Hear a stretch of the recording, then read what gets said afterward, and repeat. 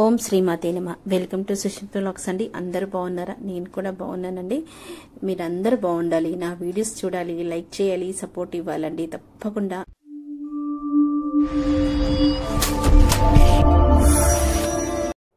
అనేక రూపాలు ధరించే శ్రీ దత్త స్వామికి ఒక గృహస్థ రూపం కూడా ఉంది. అటువంటి గృహస్థ రూపం దత్తునకే అనఘాస్వామి అని పేరు. ఆ స్వామి అర్ధాంగి అనఘాదేవి అని పేరు. ఆమె సాక్షాత్తు లక్ష్మీదేవి అవతారం. అనఘాదేవిలో శ్రీ రాజరాజేశ్వరి, మహాలక్ష్మి, మహాకాళి, మహాసరస్వతి లక్షణాలు నిండుగా ఉన్నాయి. అనఘాస్వామిలో బ్రహ్మ, రుద్ర, విష్ణు లక్షణాలు ఉన్నాయి. అనఘుడు విష్ణు స్వరూపుడు, అనఘాదేవి లక్ష్మీ స్వరూపం. ఈ దంపతులిద్దరూ నిత్యము తపోమయమైన జీవనము గడుపుతూ భక్తులకు తత్వజ్ఞానాన్ని అనుగ్రహించే అతి ప్రాచీన అది దంపతులు. వారికే అష్టసిద్ధులు అనీమ, లఘిమ, ప్రాప్తి, పాక్యము, ఈషిత్వ, వశిత్వ, కామానసాయిత, మహిమ పుత్రులైన అవతరించారు. సమస్త కోరికలను సిద్ధింపజేస్తుంది. కవితా శక్తిని, కళను ఇస్తుంది. ఈమె మధుమతి అని పేరు కూడా ఉంది. ఈమె అనఘాస్వామి భూమధ్యం నుండి ఉద్భవించింది. దత్తాత్రేయుడు అనఘుని వామభాగంలో ధరించి ఉన్న శక్తి రూపము. అంగము అంటే పాపము. ఇది 3 రకాలు. అనఘము అంటే ఆ 3 రకాల పాపములను నశింపజేయడము. అనఘా అష్టమి వ్రతాన్ని ముఖ్యమైన రోజులు మార్గశీర మాసము కృష్ణపక్షమి అష్టమి. ఈ రోజున ప్రతి సంవత్సరము ఈ వ్రతము చేయడం చాలా మంచిది. మార్గశీర మాసము కృష్ణపక్షం బహుళ అష్టమి రేపే వచ్చేస్తుందండి. 23వ తారీఖు, డిసెంబర్ 23వ తారీఖున ఈ అనగా అష్టమి వ్రతం అయితే చేసుకోవాలి. ఎలా చేసుకోవాలి, కథ ఏంటో కూడా ఈ వీడియోలో తెలుసుకుందాం. ఎక్కడ స్కిప్ చేయకుండా వీడియోని అయితే చూడండి. అలాగే ప్రతి నెల కృష్ణపక్ష బహుళ అష్టమి రోజు కూడా చేయవచ్చు. ఈ వ్రతం ప్రతి సంవత్సరం చేసుకునే వారికి 3 రకాల పాపాలు తొలగి వారు అనఘులుగా అవుతారు. కాబట్టి ఈ వ్రతాన్ని అనఘాష్టమి వ్రతం అంటారు. ఇది పురాణ ప్రసిద్ధమైన వ్రతం. వ్రతపీఠ తూర్పు ఈశాన్యం దిక్కులో ఉండాలి. బంధుమిత్ర సమేతంగా ఈ వ్రతం చేస్తే ఉత్తమం. వ్రత పూజ పూర్తయిన తర్వాత 5 అధ్యాయాలు కథలను చదవాలి. వాటిని అందరూ శ్రద్ధతో వినాలి. ప్రతి అధ్యాయానికి చివరి హారతి, కొబ్బరికాయ మరియు నైవేద్యం సమర్పించుకోవాలి. స్వామివారికి నైవేద్యంగా వివిధ ఫలాలు, పంచకర్ణాయం అర్చించవచ్చు. మహానైవేద్యం ఎవరైతే ఏది తింటారో అదే మహానైవేద్యం కూడా సమర్పించవచ్చు. వ్రతం పూర్తయ్యే మరుసటి రోజు స్వామివారిని అర్చించి రూపాలను మిగిలిన పువ్వులు, ఆకులు నది నీటిలో గాని, చెరువులో గాని, మన ఇంట్లో బావిలో కూడా విడవాలి. శ్రీపాదుల వారు తమ భక్తులను ఈ వ్రతం ఆచరించవలసిందిగా చెప్పేవారు. అనగా అష్టమి వ్రతం గురు, శుక్ర, మూఢమి రోజుల్లో కూడా చేసుకోవచ్చు. పనస చెట్టులో అనఘా దత్తాత్రేయుల వారు పుత్రులైన అష్టసిద్ధులతో గూడు ఉంటారు. కాబట్టి అనగా అష్టమి వ్రతం పనస చెట్టు కింద చేస్తే ఎంతో శ్రేష్టం.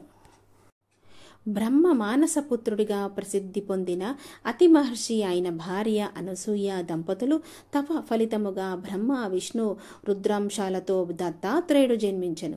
సాక్షాత్తు మహాలక్ష్మి స్వరూపమైన అనఘా లక్ష్మి భార్యగా అనిమ, లఘిమ, మహిమ, ప్రాప్తి, పాక్య, ఇషిత్వ, వశిత్వ, కామాన సాయిత అను 8 మంది కుమారులు కలిగిరి.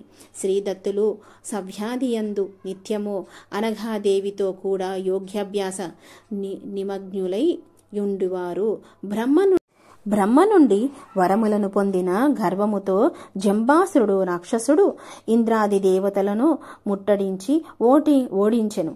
దేవతలందరూ కులగురువైన బృహస్పతి సూచన మేరకు దత్తాప్రభువుతో తమను రక్షించమని, ధర్మమును నిలబెట్టమని వేడుకున్నారు. దత్తుడు వారికి అండగా నుందనని, భయము వదని అభయమునిచ్చి దేవతలు రాక్షసులతో కయ్యానికి కాలు దువ్వి వారిని దత్తుల వద్దకు రప్పించిరి. రాక్షసులు దత్తుని ఓడియందున అతిలోక లావణ్య ప్రతి అయిన ముగ్ధుని చూచి వచ్చిన పని మరచి అనఘాదేవిని నెత్తి పైకెక్కించుకొనిరి. లక్ష్మి ఎవరిపై శిరస్సుపై నెక్కినో వారికి సంపదలు, రాజ్యము, గృహము అన్యకాంత మగును. మాయాశక్తికి చిక్కిన వారి శక్తిని ఆమె హరించివేయును. అదే అదునుగా ఇంద్రుడు జంబాసురుణ్ణి సంహరించెను. దేవతలకు వారి కష్టములు తొలగి తొలగినవి. అనఘాదేవి సమేత దత్తాప్రభువులను దేవతలు ఎంత కీర్తించిరి. దత్తప్రభువు దేవతలతో అనఘా లక్ష్మి తన యోగశక్తియే అని ఆమెను భోగ వస్తువుగా భావించినచో వారి సర్వశక్తిని హరించే మాయాశక్తి కలగదని తెలిపిరి. సత్య జీవనము గడుపు వారికి ఆమె సర్వశక్తి ప్రదాయిని అయి సర్వభోగేశ్వర్యములు కల్పించును, మోక్షములను దారి చూపును, జ్ఞాన వైరాగ్య యోగ్య స్వరూపి అయిన మాతృముత్వమును వర్షించు పరాశక్తిగా యుండును. భక్తి శ్రద్ధలతో అనఘా అష్టమి వ్రతము చేయువారు నాతో ప్రత్యక్ష సూక్ష్మ స్థితుల యందు సంబంధము కలిగి ఉందురు. సర్వలోక సర్వకాల సర్వ వ్యవస్థ యందు నా రక్షణలో యుందురు. పూర్వకాలమందు శ్రీకృష్ణుడు అనఘా అష్టమి వ్రతము చేసెను. శ్రీకృష్ణుడు దత్త ప్రభువు మహిమను తెలుపుతూ సంపూర్ణ శరణాగతి అవసరము, సదా దత్తనామస్మరణ అనగా దంపతుల తత్వమును మనము చేయుట మాత్రమే గత్యంతరము అని ధర్మరాజుకు వివరించను. ప్రతి సంవత్సరము మార్గశీర బహుళ అష్టమి నాడు అనఘా అష్టమి వ్రతము చేయుట శుభప్రదమని చెప్పెను కృష్ణుడు.